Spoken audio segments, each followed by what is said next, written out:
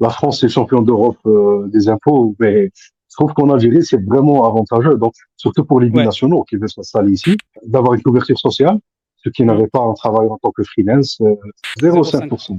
Ouais. C'est vraiment avantageux. Ouais. Un prêt d'argent à ton démarrage et qui permet effectivement ensuite si tu de récupérer tes parts. Ouais, c'est nickel, c'est super. En plus, Exactement, la parce somme, qu'à la base, la c'est un somme, elle est prêt. À la conséquente quand même base, en Algérie, 50 000 € pour une start-up. le marché est vierge, il y a beaucoup de potentiel et on peut vraiment réussir rapidement, si on a les fonds nécessaires, rapidement ici, que peut-être n'importe quelle autre partie dans le monde. Mm. Comme c'est un projet un peu qui est politique, et donc le but, bah, c'est pas de noyer les entrepreneurs, le but, c'est vraiment de voir des projets décoller et de voir des success stories se créer. Je voudrais vraiment voir des initiatives qui vont encourager surtout notre diaspora à venir investir dans leur pays. Et puis là, sur la plateforme, on a tout. Déjà, ça va nous épargner quelques allers-retours. Il y a beaucoup de gens qui vont être vraiment surpris et agréablement surpris. Pourquoi? Parce que ils sont tellement désintéressés de leur pays, Mm. ils ont un peu l'image comme les étrangers, tu vois. Ils Ouais. voient leur pays à travers les médias, etc. Ils croient que c'est toujours un désert, qu'il y a Mm. toujours une bureaucratie énorme, qu'il y a toujours, voilà, beaucoup de choses négatives. Nouvel épisode d'Investir en Algérie dans lequel il sera question de e-commerce, de fiscalité et de financement. Pour cela, j'ai le plaisir d'accueillir Youssef, le fondateur de Piazza, la référence des références. Merci pour ta présence, Youssef. Merci Et à pour toi. commencer, merci. Pour commencer, peux-tu nous présenter ton business ainsi que ton parcours, Youssef? Donc, bonjour à tous. Moi, c'est Youssef. Je suis connu pour avoir lancé PSA depuis 2020, donc depuis maintenant 4 ans. J'ai l'ambition de faire des PSA un peu comme des plateformes comme Oscaro, Mister Auto en France et en Europe. En Algérie, on est encore loin dans ce domaine-là. Et donc, PSA, en gros, c'est une plateforme e-commerce de fourniture et livraison de pièces de rechange, toutes marques confondues, et qui s'adresse aussi bien aux particuliers qu'aux entreprises, qu'aux compagnies d'assurance. Donc, on a une partie aussi à SurTech. Euh, Mhm. on apporte un référentiel des prix de la pièce au prix réel du marché, ce qui n'existe pas encore. Donc, les experts automobiles n'ont pas vraiment une base à laquelle se référer pour évaluer les sinistres. لابياس هي اللي تجي عندك ماشي انت اللي تروح تحوس عليها. Très bien. C'est un peu donc comme tu disais, Mister Auto de l'Algérie, quoi. Exactement. D'accord, très bien. Et alors pourquoi vers ce secteur? Parce que c'est vrai qu'il y a une vraie, il y a un vrai besoin au niveau des pièces de rechange ici en Algérie et toi, ton positionnement, c'était de dire: «On va professionnaliser ça et on va faire en sorte que ce soit plus carré, plus professionnel et plus, afin de satisfaire au mieux le client». En fait, moi, à la base, je suis hôtelier. Mmh. J'ai fait mes études en France. J'ai évolué dans le domaine de l'hôtellerie et de la restauration en France et un peu en Pologne. Et puis, je suis D'accord. revenu ici pour lancer une plateforme dans le domaine. Donc, j'ai lancé une plateforme qui s'appelle Blue Chairs. Mmh. C'est un peu le booking des salles d'événements, comme je suis spécialisé aussi dans l'événementiel. Mais, Mmh. comme vous savez, dès l'arrivée de la pandémie en 2020, on a interdit les lieux de rassemblement, donc, entre autres, les hôtels et les salles d'événements. Et ça a tardé, tout le monde attendait que ça allait prendre 1 mois ou 2 mois, voilà, mais ça a pris du temps. Et comme euh, je n'aime pas croiser les bras, ben, j'a- j'a- j'avais toujours en fait cette idée dans la tête de lancer une plateforme comme Oscaro, parce que Mmh. j'étais client chez Oscaro quand j'étais en France. Et je me suis dit, c'est bête, c'est un service simple et qui n'existe pas en Algérie. Et donc, D'accord. c'était l'occasion, justement, au mois de mars-avril 2020, de lancer le premier MVP et de faire mon étude de marché. Et puis, ça a commencé comme ça. D'accord. Alors j'ai vu que tu avais une très bonne connaissance au niveau du coup, tout ce qui est administration et paperasse et Dieu sait que, c'est une certaine forme de barrière, à l'entrée du business ici, en Algérie, l'administration. Ouais. Et comme ça fait bon, tu as une certaine ancienneté, Allah يبارك, donc tu as vu les choses évoluer. Voilà, quel est toi ton avis aujourd'hui sur la partie administration pour la création? Je parle de donc tout ce qui, concerne la création de société et les différents paiements, impôts, cotisations et tout cela, aujourd'hui? Franchement, je pense que les choses ont beaucoup évolué, surtout avec la création du ministère des Startups il y a 4 ans. Je pense Mhm. qu'il y a vraiment une volonté de faire booster les choses. Et Ouais. il reste bien sûr quelques mauvaises habitudes. La bureaucratie habituelle, bon, elle va pas partir du jour au lendemain, mais franchement, il y a beaucoup d'évolutions dans ce sens. Par exemple? Et par exemple, la simplification euh, de toute la paperasse, quoi. On peut Mhm. avoir notre registre commercial en une semaine. Avant, ça prenait un mois, voire plus. Mhm. On peut avoir tout ce qui est liste, enfin, l'identifiant fiscal et l'identifiant de statistiques, etc. En moins d'une semaine aussi. Donc, franchement, en 2 semaines maximum, on pourra ouvrir notre entreprise. Et il y a aussi beaucoup d'avantages fiscaux, surtout en ce qui concerne le domaine des startups. D'accord. Bon, Donc, on va ouais. reparler de ça, mais toujours sur l'administration, tu as dit, voilà, il y a pas mal de choses qui ont évolué, notamment là, les différents numéros dont on a besoin. Et tu as dit, à côté, par contre, il y a encore quelques mauvais réflexes sur quels sont les points, par exemple, qui seront à améliorer selon toi? Moi, je suis beaucoup dans le digital, donc j'aimerais bien que tout soit digitalisé. J'aimerais bien Ouais. être dans le confort de mon bureau, et faire tout ça en ligne. Mm. Mais bon, il faut juste qu'on soit préparé à perdre, on va dire, un gros mois pour vraiment faire toute la paperasse. Mais après, on est tranquille, quoi. Après, Ouais. il y a des services qui s'occupent de ça. Moi, par exemple, j'ai mon cabinet comptable qui s'occupe de ça. Donc, c'est lui qui Mhm. s'occupe des déclarations, des paiements des cotisations, tout ce qui est G50, impôts, etc. Mm. C'est lui qui s'occupe de ça, moyennant des frais raisonnables par mois, tu vois, Mm. un forfait raisonnable, quoi. Et C'est donc, quel ordre à peu près, grosso modo? Combien on moi, je doit paye 8 prévoir 000 à peu dinars par mois. Moi, près? D'accord. je paye 8 000 dinars. 8 000 dinars, franchement, c'est très raisonnable Ouais. après, on est tranquille, là, c'est lui qui s'occupe de tout. On lui envoie juste les factures à temps et c'est lui Mhm. qui s'occupe de tout, quoi. D'accord. 8 000 dinars, aujourd'hui, ça représente combien? Ça fait en euros, ça fait 40 €? 70, ouais, 40, ouais, à peu près, ouais, selon le taux, ouais, Ouais, tout à fait. un peu moins de 40, Ouais, ouais. un peu moins, ouais. Ouais, d'accord, OK. Ouais, ça, c'est pas mal du tout.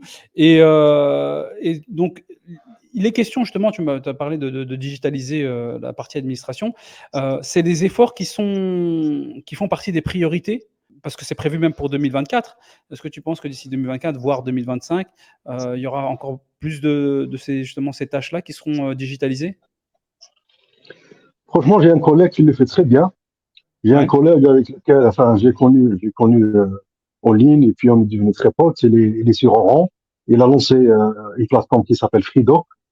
Donc, c'est un Mmh. peu Ah l'ami oui, administratif de poche. Ouais. OK. C'est Elle est connue celle-ci. Abdelhak Bengbara, voilà.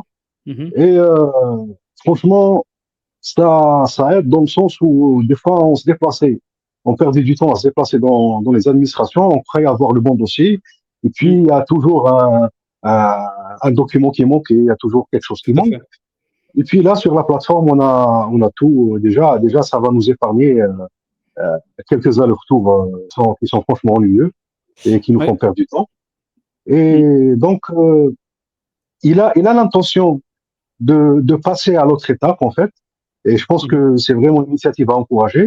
Donc, maintenant, c'est juste avoir le dossier complet pour se Mmh. préparer en amont. Il a l'intention de passer à l'étape suivante, c'est-à-dire que faire la démarche en ligne, mais bon, il faut qu'il s'entende avec les administrations concernées pour qu'il lui délivre l'API de chaque plateforme, etc. معكم بجبار عبد الحق, fondateur de la start-up Freedoc. En fait, ça nous est tous arrivé en Algérie d'avoir besoin de certains dossiers administratifs, techniques, voire même juridiques. Et c'est toujours difficile de trouver l'information. Alors notre solution, c'est en fait une plateforme qui regroupe jusqu'au jour d'aujourd'hui plus de 600 dossiers administratifs, techniques et juridiques existants en Algérie via une application mobile. Autrement dit, nous ce qu'on fait, c'est un Google administratif. C'est-à-dire que si vous avez besoin d'un dossier de registre de commerce, vous tapez directement sur l'application registre de commerce, vous allez avoir toutes les informations, y compris des formulaires téléchargeables directement via l'application et en version imprimable. C'est valable aussi pour les dossiers de recrutement, les dossiers de visa, les dossiers de banque, les dossiers d'assurance et ainsi de suite. tout ça en 2 langues, en arabe et en français. Quand j'étais au Moyen-Orient, on avait les services qui s'appelaient les Typing Center. Tu les Ouais. as donc ouais, au Moyen-Orient, même en Turquie. C'est un service qui est juste à côté, en général, des consulats ou des services administratifs de société. Et ils sont là pour en fait te préparer. C'est un bureau qui te prépare ton dossier. Tu vois, par exemple, tu viens, tu dis, prenons un exemple, je viens pour un renouvellement de passeport ou n'importe. Bah, il te dit, voilà, il te faut tel et tel et tel papier. Lui, il est en contact direct. En fait, il prépare le dossier. S'il veut, c'est une couche intermédiaire avec les services publics, ce qui permet d'aller plus vite, de simplifier les choses. Toi, en tant qu'entrepreneur, notre temps, il est souvent très compté, donc de nous faciliter les choses, moyennant certes un coût, mais on gagne énormément de temps au final. Donc lui, c'est un peu ça qu'il fait finalement. Exactement. Avec Kido. J'ai aussi parlé cette semaine dans un post LinkedIn de cette solution-là parce que j'ai entendu beaucoup de collègues et beaucoup de personnes qui voulaient lancer un service pareil en Algérie. Donc un service où ils ont déjà des agents sur le terrain qui vont prendre en charge les dossiers, les déposer dans les administrations concernées et tout. Mais personne ne l'a fait pour l'instant. Mais je trouve que ça va être très intéressant parce que, Ouais. comme tu l'as si bien dit, notre temps est compté, nous les entrepreneurs. Et franchement, en Algérie, par exemple, moyennant 500 ou 1000 dinars par jour, je pense que c'est vraiment raisonnable parce que Ouais. on peut vraiment perdre plus si on se déplace et si on rate peut-être quelques rendez-vous, etc. Tout à fait, absolument. Et donc, dans cette continuité, parce qu'effectivement, comme tu l'as dit, il y a une volonté de digitaliser de plus en plus ces différents services qui sont, encore une fois, aujourd'hui, la partie administrative est certes lourde, mais c'est une certaine barrière à l'entrée. Si l'entrepreneur arrive à la franchir via soit les différents services mis en place par les publics, soit les services privés, soit voilà, un cabinet comptable ou autre, et ben ensuite, il y a pas mal d'opportunités en Algérie. Et je pense que ton approche de faire de dire voilà, il y a un service qui existe en Europe et je vais l'appliquer en Algérie est très porteur. Dans cette logique-là, ils ont également, tout récemment, en début d'année 2024, mis en place le type de société auto-entrepreneur. Est-ce que tu peux nous en parler et qu'est-ce que tu en penses? Je trouve que c'est une très bonne initiative. L'État veut convertir le maximum d'activités informelles vers le formel. Et donc, c'est vraiment très intelligent d'avoir mis en place ce statut parce que ça permet aux personnes qui sont intelligentes, qui veulent vraiment avancer dans leur carrière, bah, déjà d'avoir une couverture sociale, ceux qui n'avaient pas un travail en tant que freelance, sans déclaration, etc. Et puis, ça leur permet aussi de travailler formellement avec les entreprises, chose qu'ils rataient auparavant, parce que il y a des entreprises qui travaillent avec des freelancers, qui travaillent avec des contrats en freelance, mais maintenant, ils peuvent avoir carrément avoir l'identifiant fiscal et avoir leur cachet et faire facturer en bonne et due forme aux entreprises et puis donc avoir plus d'opportunités. Je pense que c'est vraiment une bonne chose, quoi. Absolument, absolument.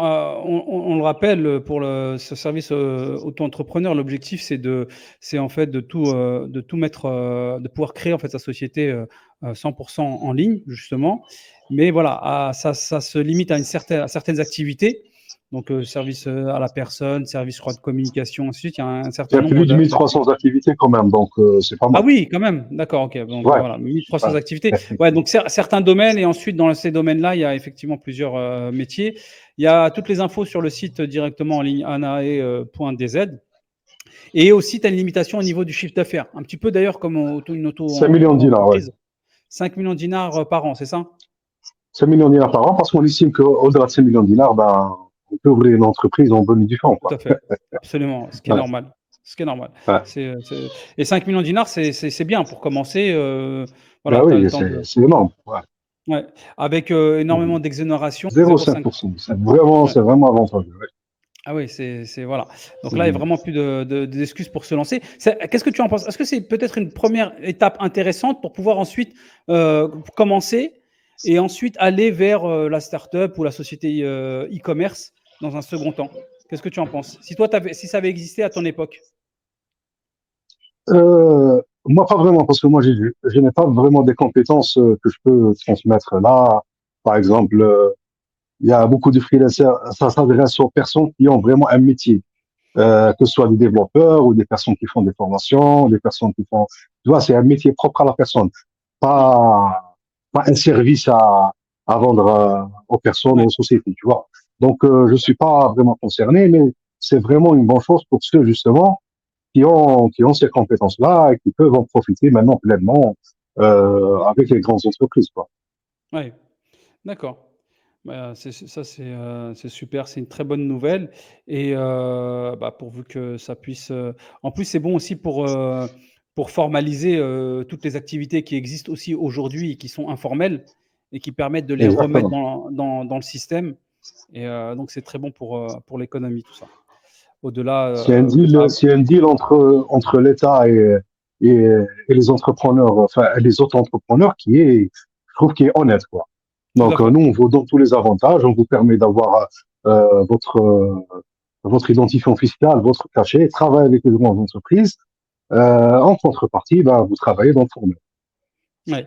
Pour donner une comparaison, par exemple, en France, une auto-entreprise, tu commences, la première année, avec, en impôt, si je ne dis pas de bon, après ça change beaucoup tout le temps, donc mais bon, on va dire, en tout cas dans les années, 2020, c'était 5 la première année. Deuxième année, ça montait à 11, troisième année à 16 de ton chiffre d'affaires. Et ensuite, tu passais à 20, 21, 22, selon les cas, selon l'activité et de ton chiffre d'affaires. Donc, je trouve Ben, de toute façon, la France, c'est connu, c'est le 0,5%. champion d'Europe. La France, c'est le champion d'Europe des impôts, mais je trouve qu'en Algérie, c'est vraiment avantageux. Donc, surtout pour les Ouais. binationaux qui veulent s'installer ici, parce que Ah c'est ouais, ouvert aussi aux binationaux.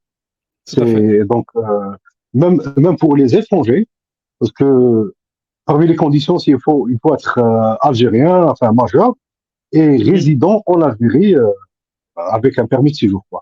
Donc, même les étrangers peuvent s'installer ici et faire leur business Tout à fait. tranquille, quoi. Voilà, c'est vraiment et c'est extrêmement, encore une fois, avantageux en termes fiscal parce que 0,5 ça Exactement. défie, toute concurrence. Bon, mais Exactement. ça, c'est ouais, ça, c'est super. Heu, on va parler maintenant, si tu veux bien, bah, de financement, de loi de finances, 2024 qui a été mis en place. Qu'est-ce que tu en penses? Déjà, toi, à ton niveau, là, en tant que société donc de e-commerce, start-up, est-ce que tu trouves que d'un point de vue déjà aussi fiscal et d'un point de vue, ensuite dans un second temps, finance, est-ce qu'on est bien, positionné, en Algérie pour ce type de société ou il y a encore des efforts à faire d'un point de vue fiscal et finance? Franchement, il y a beaucoup d'efforts à faire parce qu'en fait, ils ont fait une très bonne chose Mmh. de donner une exonération d'IBS pendant 4 IBS, ans tu peux plus une expliquer? année, l'impôt sur les bénéfices des sociétés. D'accord. Donc, déjà, c'est à hauteur de 26%, ce qui est énorme. Mmh. Mais pour que l'entreprise arrive à dégager des bénéfices, il faut qu'elle démarre déjà, tu vois. Et Tout le à fait. problème, c'est que on aurait aimé, j'en ai parlé à plusieurs reprises, on aurait aimé avoir soit une sorte d'exonération ou un arrangement pour ne pas payer les cotisations, par exemple, de la CNAS ou la CASMOS, etc. Parce que commencer dès le premier jour à payer, à, même si on embauche des personnes, donc on crée des postes d'emploi, on embauche des personnes, après on est obligé de les payer convenablement parce qu'on est dans le domaine de la technologie. Mmh. Dans le domaine de la technologie, comme vous savez, les salaires sont très compétitifs, donc ils sont plus ou moins au-dessus de la moyenne. Et puis, Mmh. on est obligé aussi de les assurer. Moi, je propose plutôt de faire des cotisations au choix, quoi. C'est-à-dire que l'employé peut négocier son salaire comme il souhaite. Après, libre à lui de cotiser pour la sécurité sociale ou pour sa retraite ou pas, Mmh. comme ça se passe dans certains pays.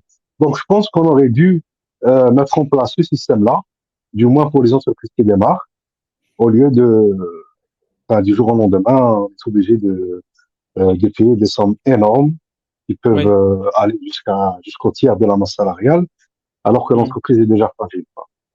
D'accord. Donc ça, c'est dès la première année, on a une exonération donc de l'impôt sur les sociétés. En revanche, on a, comme tu dis, comme tu viens de le dire, des cotisations à payer qui correspondent à un tiers, à peu près environ du salaire supplémentaire. La classe, c'est généralement 35%, ouais.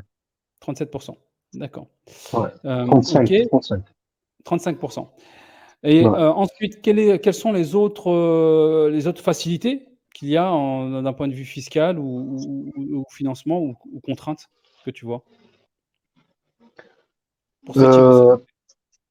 Moi, franchement, par rapport aux contraintes, je pense que c'est la seule contrainte pour l'instant pour qu'une entreprise vraiment puisse démarrer sans avoir peur de rater des positions, d'avoir des pénalités, etc. Mmh. Et sinon, on a que des avantages, quoi. Ouais, On a que par des exemple? avantages. Il y a l'IBS, mais c'est pas vraiment le moment d'avoir l'exonération d'IBS. On aurait aimé l'avoir au bout de la deuxième ou la troisième année. Donc, nous, on l'a dès le démarrage, ce qui n'a pas de sens. On va le dire clairement. Dès Mmh. le démarrage, on a l'exonération d'IBS, ça n'a pas de sens. Et, par contre, bon, il y a l'IBS, il y a la TAP aussi, hein. La TAP, Mmh. c'est à 2% normalement. Alors, peux-tu expliquer, Donc, la TAP, la la taxe TAP, c'est sur, la taxe d'apprentissage.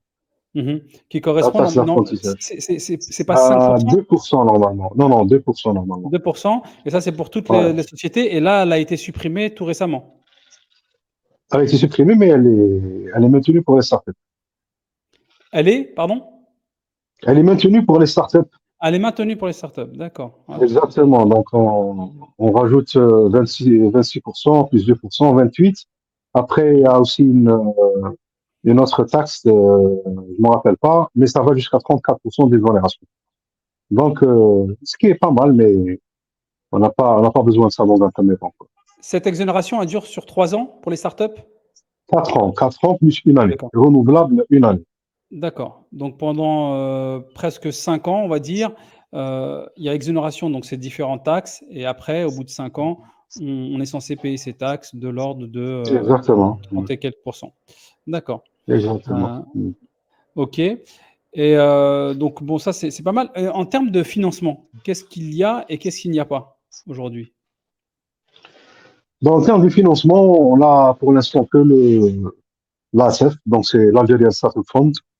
Mais sinon, on n'a pas C'est-à grand-chose. Enfin, Ouais, l'ASF c'est-à-dire? permet quand même de démarrer. Ouais. Il propose J'en un ai bénéficié. financement, mais peut-être Il pas un propose un investissement, c'est ça? financement, c'est pas un investissement, c'est un financement, c'est un crédit, on va dire, parce on doit le rembourser. Mmh. Et ils prennent en plus un gros pourcentage, une grosse part de la société. Pour ma Mmh. part, c'était 30%. D'accord, Ça m'a aidé tout de même à démarrer, mais voilà quoi. C'est pas, d'accord. C'est on va dire que négociable? c'est un passage obligé. C'était pas Mmh. négociable au début, puisque au début, il n'y avait pas la, euh, la forme juridique SPAS, donc Société par action simplifiée, qui est Mmh. une forme juridique qui a été créée spécialement pour les startups. Mmh. Au début, on avait qu'une seule option, donc se constituer en SARL, Société à responsabilité limitée, Mmh. et ils ne pouvaient pas prendre moins de 26%, puisque selon la loi, moins de 26%, ils n'ont pas le droit de parole. Quel est ton ressenti par rapport à la volonté de vouloir Non, développer c'est énorme. l'écosystème? 30%, ça n'aide pas vraiment plus tard pour négocier avec d'autres potentiels investisseurs pour vraiment faire décoller la startup. Il Ouais. faut savoir que le financement de l'ASF, il est considéré comme un précide. Mmh. Donc, pour ma part, par exemple, c'était un peu moins de 50 000 euros. Après, pour Mmh. avoir pour espérer une vraie levée de fonds Mmh. de 100, 200, 300 000 euros, euh, avec 30% déjà qui est prise par Donné. l'ASF, Mmh. voilà. Donc, franchement, c'est très difficile de négocier. Ouais. Donc, ça a été mal fait. On espère que pour les prochains, ça va être réglé, ça va être fait autrement. Mais en tout cas, pour nous, pour les premiers, on était un peu des cobayes, quoi.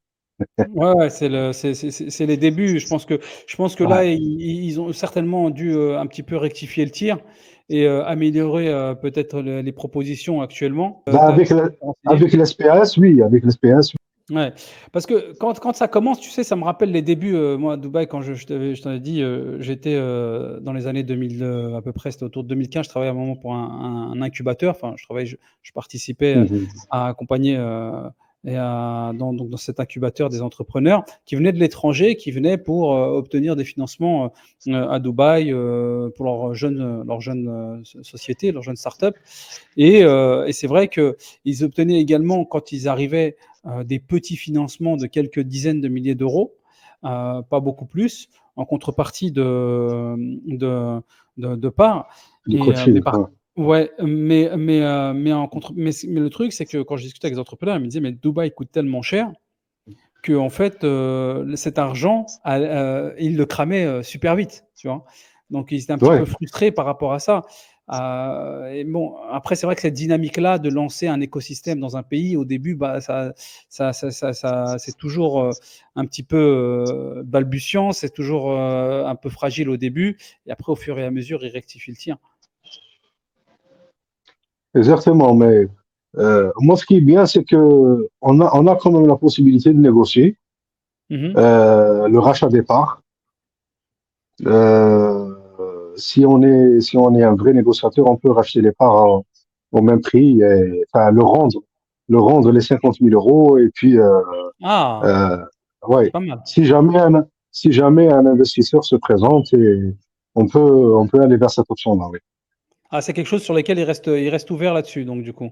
Comme c'est un projet un peu qui est politique, et donc, le but, bah, c'est pas de noyer les entrepreneurs. Le but, c'est vraiment de voir des projets décoller et de voir des success stories se créer. Tout Et à fait. donc, voilà, il y a cette option-là. Bah, j'espère que je vais l'utiliser, et, Ah ouais, ça c'est. quand une occasion se présente, mais il y a cette occasion-là, oui. Ah, du coup, ouais, ça là, c'est très intéressant parce que du coup, c'est Mm. un prêt d'argent à ton démarrage, et qui permet effectivement ensuite, si tu veux, de récupérer tes parts. Ouais, c'est nickel, c'est super. En plus, Exactement, parce qu'à la base, la c'est un somme, elle est prêt. À la conséquente quand même base, en Algérie, 50 000 € pour une start-up en pas Algérie. vraiment. Non, Je non, crois non, non, non, non, non, non, non, pas du non? tout, pas du tout, pas du tout. Pourquoi? En fait, c'est les mêmes sommes qui Mmh. étaient allouées à l'ANSEJ avant. Ils n'ont rien changé. C'est un peu le même ordre de montant. Mmh. Et moi, par exemple, j'ai été financé en mai 2022, j'ai tenu jusqu'à décembre. Mmh. Donc, 6 mois à peu près. La masse Mmh. salariale, elle coûte super cher. J'avais une masse salariale qui était de l'ordre de 800 000 dinars avec toutes les cotisations, etc. Et on doit passer par une période de recherche et développement, donc qui forcément va consommer euh, beaucoup De de cash? ressources. Mmh. Oui. Et donc, j'ai tenu 6 mois avec 50 000 euros, quoi. C'est Ah oui. vraiment pas énorme. Ah ouais, d'accord, OK. J'ai même Ouais, pas après. pu faire une campagne marketing pour te dire déjà.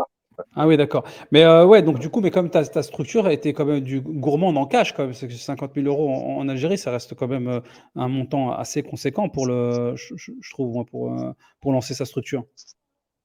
Parce Quand on que a des développeurs qu'on paye entre, si ouais, l'Ansège, il te finance à 50 000 € une société, brick and mortar avec, donc, un entrepôt, des machines, ainsi de suite. Alors, une start-up, surtout à ses démarrages, où on fait un peu du bootstrap, c'est censé être moins gourmand, moins coûteux, normalement. franchement, c'est pas pareil, parce que quand on a une entreprise traditionnelle, on embauche des personnes qui ont des salaires modestes. Par Mmh. contre, quand on embauche des développeurs et des graphic designers, et on fait appel à des sociétés pour gérer les réseaux sociaux, etc., ça monte Mmh. vite, hein. Ça monte Ouais, vite. ça monte vite. Ouais. D'accord. Plus les Très bien. cotisations. Ouais, Comme je t'ai dit, les cotisations, ça représente un tiers déjà, ouais, ce qui est énorme. Voilà. ouais. Alors, toi, quel serait tes conseils pour ceux qui veulent se lancer, justement dans l'écosystème, algérien? Quels est 3 conseils que tu aurais à donner? le premier conseil, le plus important, il faut être très persévérant déjà. Mhm. Parce que moi, depuis 4 ans, j'en ai rencontré des obstacles et des freins et l'espoir était vraiment, vraiment très mince, tu vois, mais il faut vraiment être persévérant. Il faut croire en son projet. Et puis, je pense que parmi les points les plus importants aussi, c'est qu'il faut avoir une source de financement externe.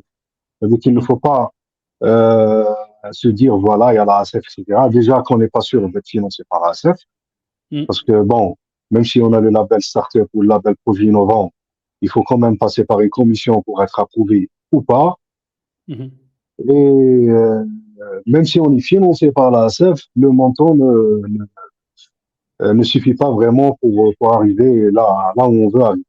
Donc il faut vraiment, si on tient à son projet, il faut vraiment voir des sources externes de financement et puis Mhm. foncer, quoi. Parce que franchement, euh, malgré les points négatifs qu'on vient de citer là, le marché est vierge, il y a beaucoup de potentiel et on peut vraiment réussir rapidement si on a les fonds nécessaires, rapidement ici que peut-être n'importe quelle autre partie dans le monde, quoi. Ouais. Ouais, tout à fait. Moi, ce que je pense aussi, ce qu'on dit ici sur la série, en Algérie, il y a énormément d'opportunités, il y a énormément de marchés disponibles, voilà, à exploiter. Effectivement, il y a quelques barrières. Ces barrières-là, avec le temps, tendent à tomber. Et effectivement, si on est, comme tu dis, persévérant, il y a vraiment des possibilités de réussite. Aujourd'hui, ta société, elle a combien d'années? Elle a 4 ans, Elle a 4 donc ans. 2 ans seul et 2 ans après le financement de la CEF. D'accord. Et elle compte combien de salariés aujourd'hui? On est 5. 5, d'accord. Ah bah, et tu comptes te développer par rapport aux services que tu proposes? Est-ce que tu touches tout le marché algérien aujourd'hui ou est-ce que c'est ciblé sur des grandes villes? Quel est ton projet de Non, développement? là, par exemple, on livre partout dans le pays parce qu'on a la chance en Algérie d'avoir des sociétés de livraison qui sont développées quand même. Par On a exemple? même des leaders. Il y a Lidin, il y a Mhm. ZM, je crois, etc. Il y a beaucoup de sociétés qui sont vraiment développées et Mhm. qui sont dans le domaine depuis une dizaine d'années. Donc, Mhm. ils connaissent très bien les rouages. Et donc, moi, à partir du moment où on peut assurer la pièce, Mhm. donc de notre côté, on assure toute marque confondue, comme je l'ai cité plus tôt. Après, le reste, c'est la société qui s'en occupe, la société de livraison qui s'en occupe. Donc, Ouais. on peut satisfaire les demandes des 58 wilayas, quoi. Super. Et aujourd'hui, ça doit être un peu pour toi, pour le coup, là, il y a une certaine contrainte sur la solution de paiement en ligne qui n'est pas encore mis en place. Ça va, ça te met pas trop de Franchement, pas limites? vraiment. Pas Ouais. vraiment, parce qu'en Algérie, en fait, notre culture est vraiment. Il y a beaucoup de cash qui circule. Et Ouais. le COD, donc le cash on delivery, c'est l'option numéro une qui est choisie par tout le monde. Mmh. Parce que les gens, déjà, par confiance, ils aiment recevoir le Dans le produit et produit? le Ouais. payer. Mmh. Voilà. Et aujourd'hui, le e-payment est utilisé beaucoup plus pour les services de l'État, c'est-à-dire payer l'électricité, payer l'eau, payer peut-être quelques cotisations, Oui, c'est vrai. euh, faire des recharges de téléphonie, etc. Mais tout ce qui est e-commerçant, ce n'est pas, C'est on pas est un peu loin mmh. et ça ne dérange pas vraiment le business, en fait. D'accord. Bon, bah, c'est Ouais. intéressant. Et quelles sont les erreurs que tu vois, principalement, souvent, qui sont communes, lorsque des entrepreneurs se lancent, justement en Algérie?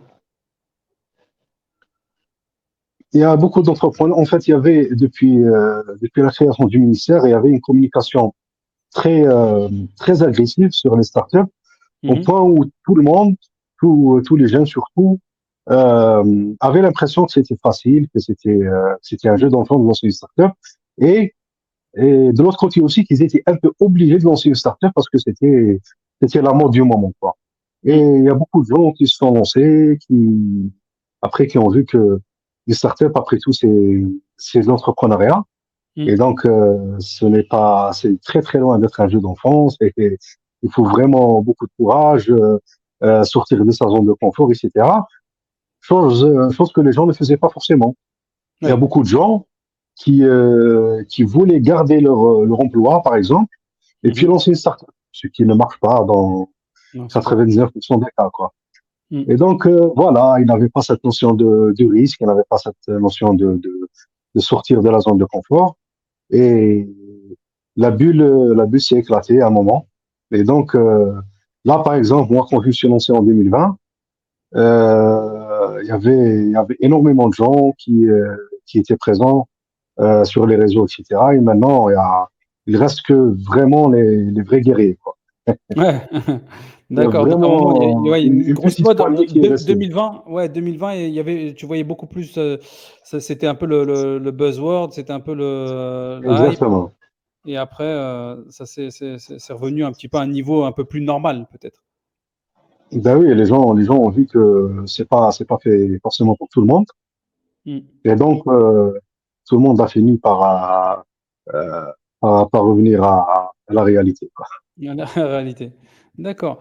Et aujourd'hui, il y a sur le marché algérien, t'as déjà il y a pas mal de sociétés, comme tu disais, dans le delivery et dans d'autres domaines, des startups qui commencent à percer. On entend souvent parler de Yassir, qui est donc dans le transport de personnes et maintenant un petit peu aussi de marchandises. Il commence à y avoir de plus en plus de références. Comment tu vois l'écosystème évoluer dans les prochaines années? Franchement, il faut que l'État fasse un plus gros effort, surtout dans le. Moi, en fait, j'aurais aimé faire une chose. Il y a vraiment une action qui pourrait euh, déchiffrer le truc. C'est Mhm. que ça va rester bloqué à moins que, au lieu de créer, par exemple, un fonds d'investissement comme l'ASF, Mhm. on aurait aimé sélectionner quelques startups, mettre le paquet sur eux, créer des success stories pour qu'ils soient des vitrines en fait pour attirer les venture capital étrangers, quoi. Après, c'est difficile de trouver le cheval gagnant. Dans toute société d'investissement, très souvent, Franchement, on finance c'est pas difficile énormément de parce qu'on a, structures et il y en a que quelques-uns c'est pas qui difficile gagnent. tant que ça.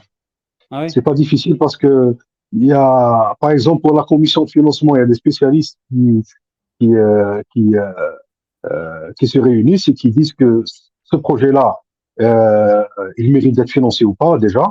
Mhm. Et puis, il y a des gens qui sont actifs depuis plusieurs années, donc ils savent que déjà, la règle générale, si on finance, enfin, on mise sur l'entrepreneur, pas sur le projet. Ça, c'est la Mhm. règle, ça c'est la première règle Tout à fait. euh, pour financer, euh, pour financer un projet, quoi. Donc, on mise d'abord sur l'entrepreneur.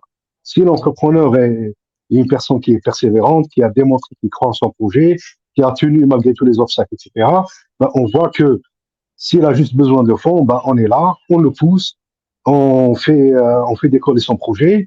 Et puis, si on fait comme ça, on n'a pas besoin de faire des centaines de projets. Si on fait 10, 20, 30 projets qui marchent vraiment, ça peut être vraiment une locomotive pour les autres et justement une vitrine pour attirer les capitaux risques étrangers. Parce que euh, qu'est-ce qui nous manque, nous, par rapport à par rapport à l'Égypte, au Kenya et l'Afrique du Sud, etc., les NEX, les fameuses NEX. Donc, Nigeria, Égypte, South Africa et Kenya. Qu'est-ce qui nous manque par rapport à eux? C'est justement les capitaux risques qui sont un élément très important et un maillon très important dans la chaîne de l'écosystème. Mhm. Donc, il Mais faut quasiment vraiment tous les apporter des pays, fonds.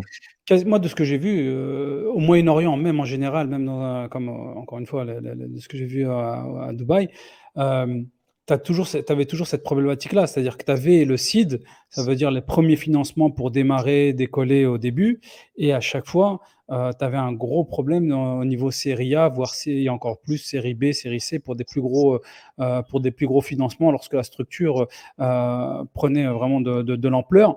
C'était très compliqué de trouver du financement local. Systématiquement, je parle fin 2010, systématiquement, c'était du financement étranger. notamment Arabie Saoudite et parfois étatiques. Il a fallu, je pense que peut-être maintenant c'est plus le cas, mais il a fallu un certain nombre d'années pour que les choses évoluent et que des investisseurs voient effectivement des success stories se développer au fur et à mesure et être un peu plus enclin à vouloir à investir. Mais au début, ça passe pour tout nouveau pays, ça passe souvent, le capital risque vient de l'étranger. Mais justement, les lois s'y prêtent. Les lois Ouais, s'y prêtent. Et là, les capitaux risques, ils ont surtout peur enfin, je t'avais dit déjà que la loi de finances a été modifiée. oui. Plutôt la loi sur l'investissement a été modifiée en septembre 2022. Mhm. Donc là, avant, elle obligeait l'investisseur étranger à réinvestir une partie en Algérie. Mais à partir de septembre 2022, tout investisseur étranger peut prendre 100%, enfin l'intégralité de ses dividendes à l'étranger. Donc Mm. là, je pense que c'est une bonne mesure pour inciter les investissements étrangers. Oui. Et puis, il faut aussi d'autres mesures et d'autres réformes bancaires surtout, parce qu'on a un service bancaire qui est un peu archaïque. Mhm. À quel Donc, niveau? d'autres réformes bancaires, ben, au niveau du transfert, parce que ce qui intéresse les investisseurs étrangers, c'est surtout le transfert, transférer leurs L'argent. dividendes. Mm. Donc, voilà, ça reste un peu archaïque. Je ne suis pas vraiment spécialiste dans cette question, mais euh, on reste un peu en retard par rapport à certains pays où c'est vraiment une formalité de, de faire transiter son argent sans pour autant devoir faire des interrogatoires ou quoi pour le prouver. Il Ouais. faut Il y a vraiment. une volonté de maintenir euh, effectivement les capitaux, mais ça, pareil pour, par exemple, le Qatar. Alors Dubaï, c'est peut-être pas le cas, mais le Qatar, par exemple, tu ne pouvais pas renvoyer tes dividendes dans l'intégralité de tes dividendes. Je crois qu'au Maroc aussi, c'est le cas également, actuellement. Il y a un certain pourcentage qui doit rester sur place. Donc, oui, mais c'est. ça va pas être forcément des exemples à prendre ou à suivre. Oui, oui. Ouais, ouais, Voilà. tout à fait. Donc, il faut voir ce qui manque à l'écosystème algérien, Oui. ce qui est bien fait ailleurs, Mm. et puis l'adapter. Après, s'il y a des pays qui le, qui font pas ça, on n'est pas obligé de les suivre, quoi. Voilà. Ouais, bien sûr, bien sûr. Hmm. Après, ouais, je pense que ça va évoluer dans le temps, mais effectivement, ça, c'est des pistes d'amélioration. Je suis tout à fait d'accord. Ok. Est-ce que tu as d'autres éléments à ajouter par rapport à que ce soit l'écosystème, par rapport à des conseils que tu pourrais donner ou autres? Je voudrais vraiment voir des initiatives qui vont encourager surtout notre diaspora à venir investir dans leur pays. Parce que Mm.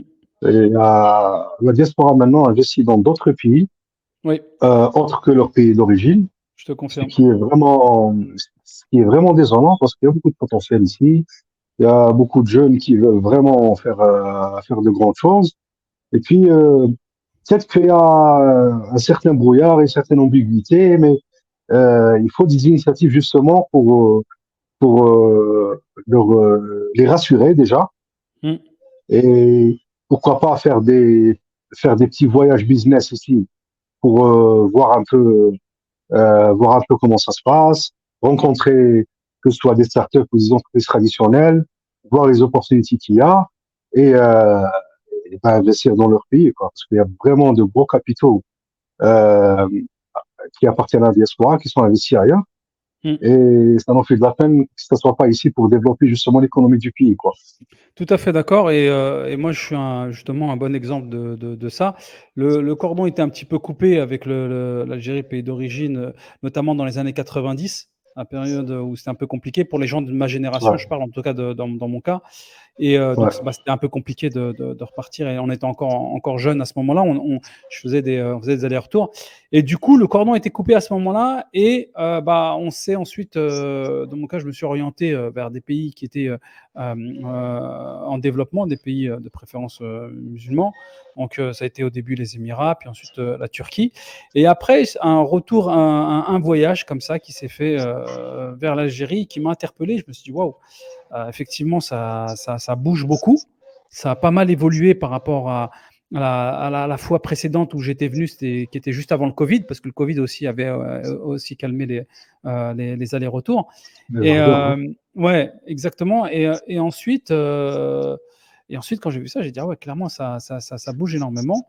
Et c'est un peu l'intérêt de cette série et des épisodes qu'on fait là sur la chaîne YouTube, c'est de montrer ce qui se passe en Algérie, de démontrer la réalité des entrepreneurs, de montrer qu'il y a un décalage entre ce que l'on imagine et ce qui existe, et surtout il y a un vrai élan positif.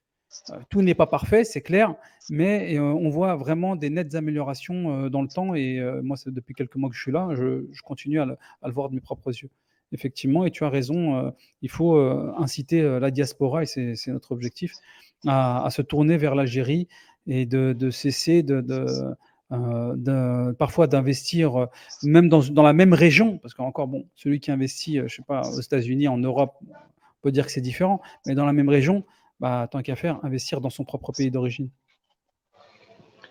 Et moi j'ajouterais un dernier truc, Mhm. c'est qu'il y a beaucoup de gens qui vont être vraiment surpris et agréablement surpris. Pourquoi? Parce que ils sont tellement désintéressés de leur pays, Mhm. ils ont un peu l'image comme les étrangers, tu vois. Ils Ouais. voient leur pays à travers les médias, etc. Ils croient que c'est toujours un désert, qu'il y a toujours une bureaucratie énorme, qu'il y a toujours, voilà, beaucoup de choses négatives. Mais ils vont vraiment être agréablement surpris de l'évolution que ça a pris. Et franchement, moi, je parle un peu de mon cercle d'entrepreneurs avec lequel je suis en contact, surtout dans le Mhm. domaine des startups. Il y a beaucoup de personnes qui veulent vraiment changer les choses, et il y a que les fonds qui manquent. C'est-à-dire que vous pouvez compter sur des personnes qui ont des compétences, qui ont de l'expérience, qui veulent construire leur pays, et il faut juste apporter des capitaux, faire confiance, choisir le bon, bien sûr, le bon, Les bonnes structures, les bonnes comment dire, sociétés. Mhm. le bon secteur. Celui qui est intéressé par le tourisme, il le fait. Celui qui est intéressé par tout ce qui est digital, tout ce qui est industrie, etc. Et puis, vous allez vraiment être surpris du rendement que vous allez avoir, quoi. Tout à fait. Ben, merci beaucoup à toi, Youssef. Merci pour cet Merci à échange toi. et ton témoignage. Et en tout cas, on te souhaite Merci. le meilleur pour Piazza et pour tes futurs projets, Inch'Allah. Merci beaucoup. On l'espère, Inch'Allah. Au plaisir, salam. Allez, à très bientôt. Salam.